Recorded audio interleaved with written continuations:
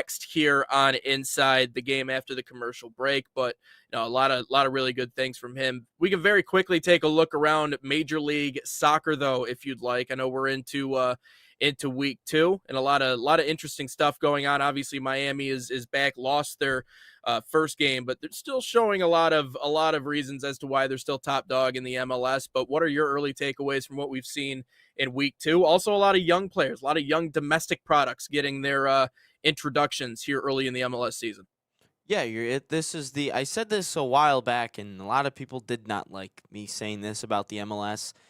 You get one of two things in the MLS. You either get some really young players, like what the New York Red Bulls are doing, with Julian Hall, who's got three goals now in 2 games. Then the other player, which I really got to figure out his name, he grabbed another assist. But they have the youngest squad in the New York Red or in the MLS, and what Michael Bradley's doing there is a good start. Obviously, it's just Yeah. 2 games in his tenure. Don't want to get too high on your own supply, but he's doing a really good job right now over there. And then you think of I believe it was Real Salt Lake that had some youngsters that had some 18-year-olds Yeah. produce this weekend as well, academy graduates. But the MLS, you get one of two things in the MLS. You get one of two things. You get an older player that proved himself overseas, like a Thomas Mueller or a Timo Werner, who just recently signed and gets an assist on his first debut. And then you get a guy like Messi, or what you can get is a young 17 or 18-year-old like Julian Hall right now with the New York Red Bulls. You get one of two things every single time. You get a really young, hot prospect, or you get a veteran that has been around the league, not around the MLS, but around the soccer game overseas for years. You think of another guy like Heung-min Son. And I think we're starting to see that on full display in the first couple of weeks. We think of what the Red Bulls have been doing, what Real Salt Lake has been doing here in the early goings. And then you think of a guy like Timo Werner, who just stepped off the plane not too long ago and delivered an assist for San Jose. So we got the best of both worlds in this week. Red Bulls obviously getting another victory. A lot of people are surprised by the start that they've had and the way that they've been playing. But again, it's only 2 games for the Red Bulls. You don't want to get too think they're going to win the MLS Cup or anything just 2 weeks in. But it's been a very good start for them.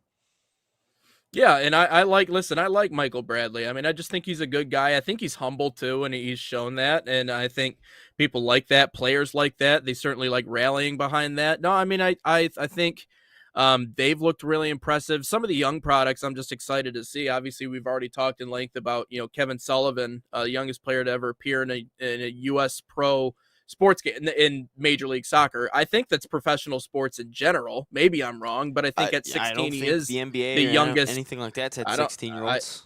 That's what I'm saying. So I think he is the youngest, but playing alongside obviously his brother Quinn Sullivan, as we've talked about on that Philadelphia Union team.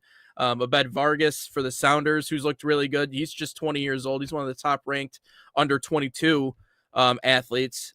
So there's a lot of different players in that 22 or under that I think are really exciting to watch here in the early season. But yeah, I mean some of the similar storylines. LA Galaxy looks impressive to kick things off. Not only their win over Miami, but then obviously just blew out Charlotte 3-0 too. So an interesting look. Obviously, we're going to have to wait a couple of weeks to see how things really start to shake out as the season goes along. But yeah, a lot of really fun, young, domestic American products that certainly we're going to be keeping a close eye on. Yeah, that too, and we didn't even mention the Dallas Cowboys of the MLS. That is called Inter Miami. Oh, I'm yeah. just kidding. They actually win stuff, unlike the Cowboys. They actually Yeah. win games. Shout out you, Jerry Yeah. Jones. But no, Messi bounced back with a brace.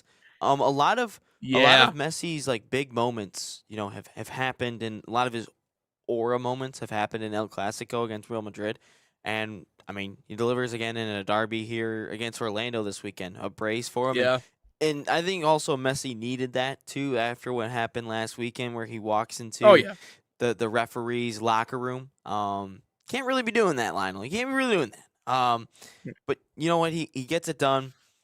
Big victory, good bounce back victory for them. And no, it's good to see them bounce back and get a big win, and trying to repeat as champions. I know a lot of people probably don't want Miami to bounce back as champions, but I think it's actually better for the game if they're making deeper runs. Better for the MLS, that is.